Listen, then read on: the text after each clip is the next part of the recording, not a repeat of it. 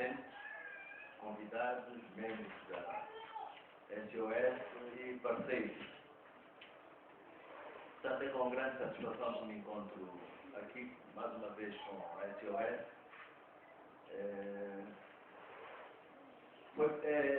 Foi pena de a SOS me convidar à última da hora, né?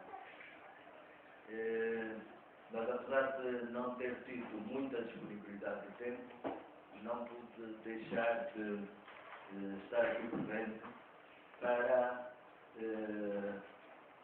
conversar convosco, né?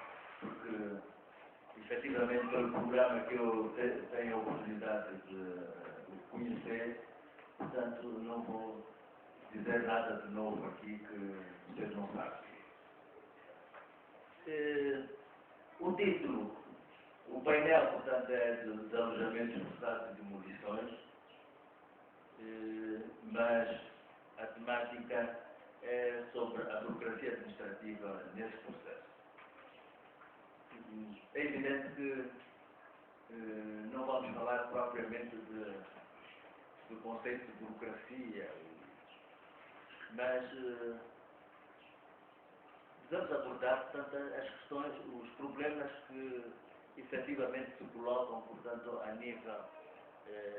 nível de processos, de procedimentos, de regulamentos, etc., portanto, que pululam, portanto, nesta área da concessão de terrenos, etc., etc. E eu, quando recebi o convite, acho que foi domingo ou sábado, portanto, por telefone, quando se falou de burocracia administrativa, tem graça, tinha acabado de ler um relatório, um jornal, um relatório do Banco Mundial sobre o Doing Business, sobre o clima de negócios em 185 países do mundo, onde Angola, portanto, teve um desempenho tido como razoável em matéria precisamente de desburocratização, simplificação e transparência dos procedimentos, regulamentos e condições que condicionam a realização de negócios. Portanto, apesar de não se adaptar muito ao nosso tema, eu efetivamente começo por isso. Portanto, nota-se que globalmente, neste relatório, apesar dos progressos verificados, Angola ocupa a 172ª posição no ranking do Banco Mundial relativamente ao clima de negócios, relativamente a 185 países. Portanto, é de facto uma posição muito modesta. E gostaria de chamar a vossa atenção para as classificações parciais de Angola em função dos 10 indicadores considerados pelo Doing Business, fazendo negócio. Angola apresenta o seu melhor desempenho ao nível da proteção dos investidores, onde se situa em 70º lugar. O indicador em que o país registrou um maior avanço foi o relativo à obtenção de eletricidade, onde ocupa o 113º lugar. Portanto, não vamos dizer tudo, mas seguem-se posições relativamente ainda mais modestas. Por exemplo, a autorização para construir, a posição de Angola é 124º. A obtenção do crédito bancário, Angola está no 129º.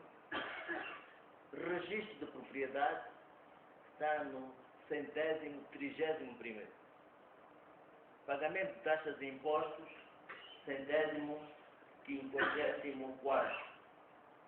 E para terminarmos, para não ser muito extensos, na resolução das disputas contratuais pelos tribunais, em função dos procedimentos que não são baratos, tempo gasto e dos custos implicados na resolução pelos tribunais, Angola encontra-se em 783º. Portanto, a 2 pontos do último. Portanto, se trago para este fórum dedicado à habitação, este relatório,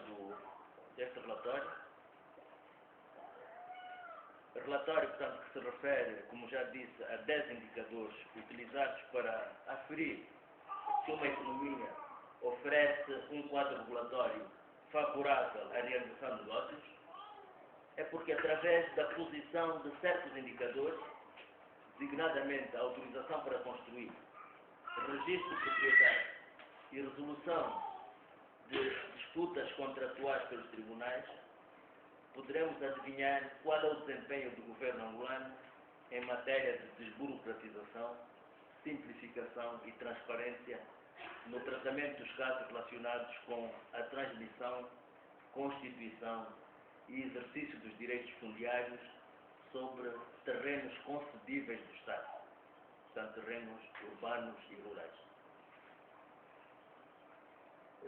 Com efeito, ao longo desses 2 dias, os senhores tiveram a oportunidade de ouvir, os pedidos de concessão de terrenos para fins habitacionais, bem como o pedido de licenciamento de obras de construção pela grande maioria da população, que já os tem terrenos em sua posse, portanto, não tem resposta alguma dos administradores municipais que se desculpam invocando aguardar decisão superior dos governadores provinciais. Verificando-se, no entanto, o contrário, em relação aos dignitários do governo e seus familiares. Portanto, se digo isso não é para fazer política, mas é um facto. Não é? E isto acontece apesar de o artigo 57º de um decreto, portanto, o decreto que aprova o diploma sobre as normas de procedimento e da atividade administrativa, portanto, o decreto número 16A 95 de 15 de dezembro, considerar como concedida, portanto, os pedidos de concessão de terreno, portanto, são considerados concedidos, estando a prática do ato administrativo, por exemplo, licenciamento de obras, também licenciamento de obras particulares, por um particular, dependente, quando, portanto, esse ato administrativo ou exercício de um direito estiver dependente da aprovação ou autorização de um órgão administrativo, se a decisão não for estabelecida no prazo previsto por lei. Portanto, não sei se estão a perceber.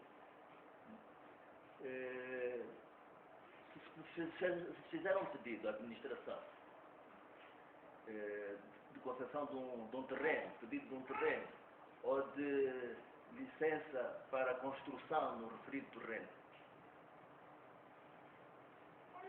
se passado um determinado tempo não for concedido esse terreno ou essa licença, através desse artigo é dado como tendo sido deferido, portanto, o pedido tacitamente.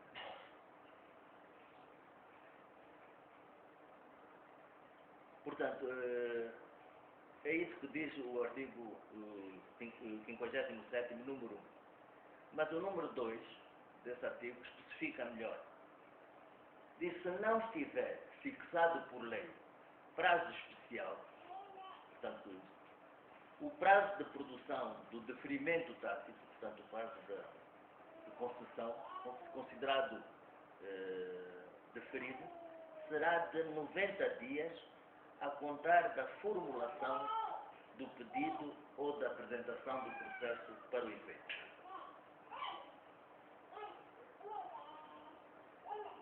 Por outro lado, reza ainda o artigo 58º desse diploma, que a falta, no prazo fixado para sua emissão, de decisão final sobre a pretensão dirigida a órgão administrativo competente, confere ao interessado, salvo disposição em contrário, a faculdade de presumir indeferido essa pretensão para poder, querendo, exercer o direito de impugnação.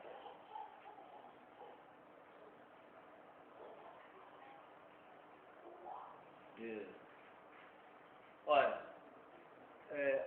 há uma lei, a Lei de Impugnação dos Atos Administrativos, a Lei número 2/94, de 14 de janeiro, que diz que a impugnação, portanto, do ato administrativo, a impugnação é a contestação dos atos administrativos, pode ser feita por meio de reclamação dirigida ao órgão que imite o ato, tendo por objeto, portanto, essa reclamação, a alteração do ato ou a revogação, portanto, a anulação do ato.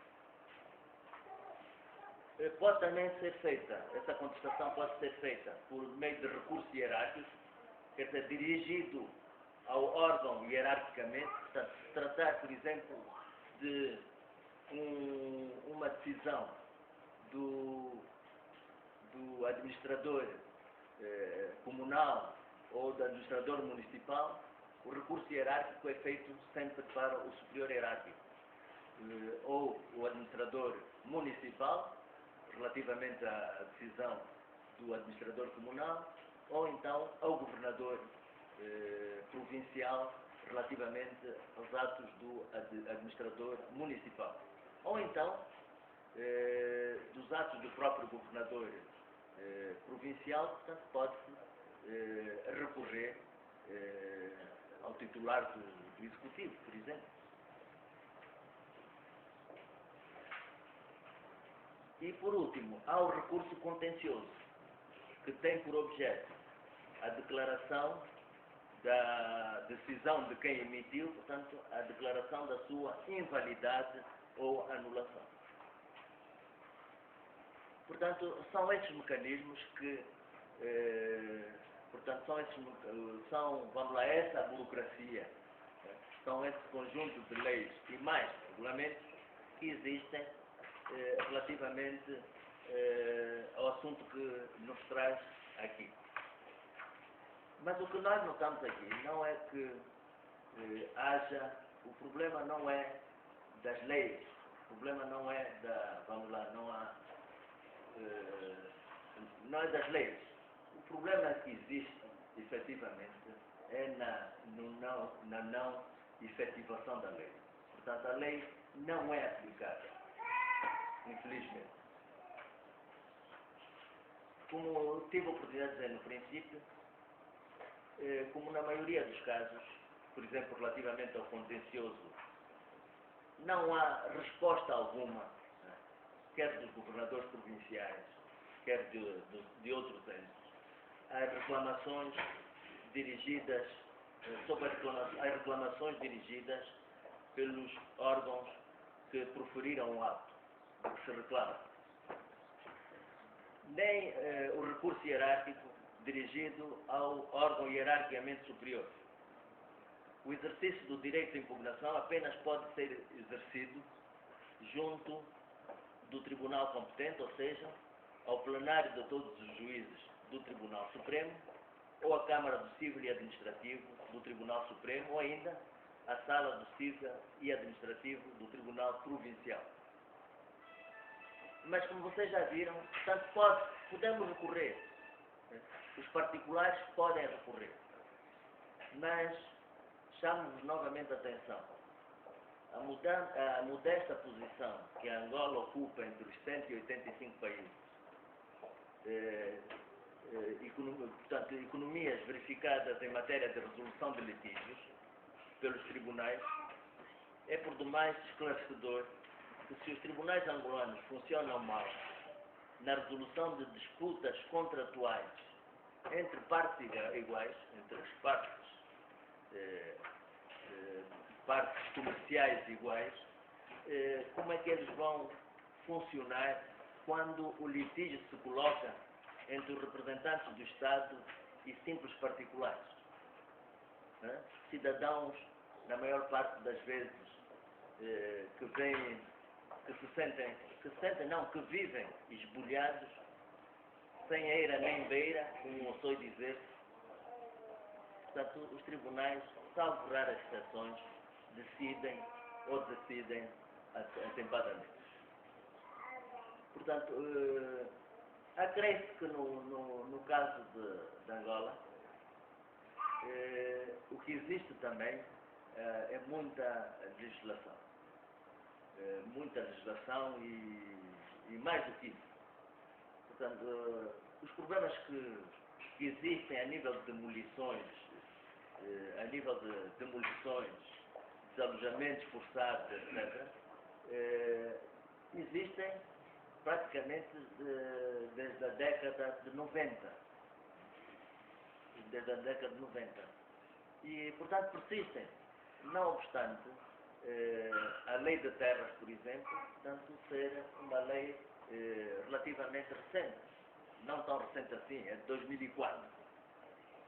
Mas a própria lei de terras, para ser execuída, impunha, portanto, a aprovação de um regulamento, o regulamento geral da concessão dos terrenos, portanto, no prazo de 90 dias. Ora, o que aconteceu? Aconteceu mais uma vez que não se tem em conta os próprios prazos previstos nas leis para a aprovação dos regulamentos. E esse regulamento só surge em 2007, como me foi aqui dito. Acontece que o regulamento, apesar de existir,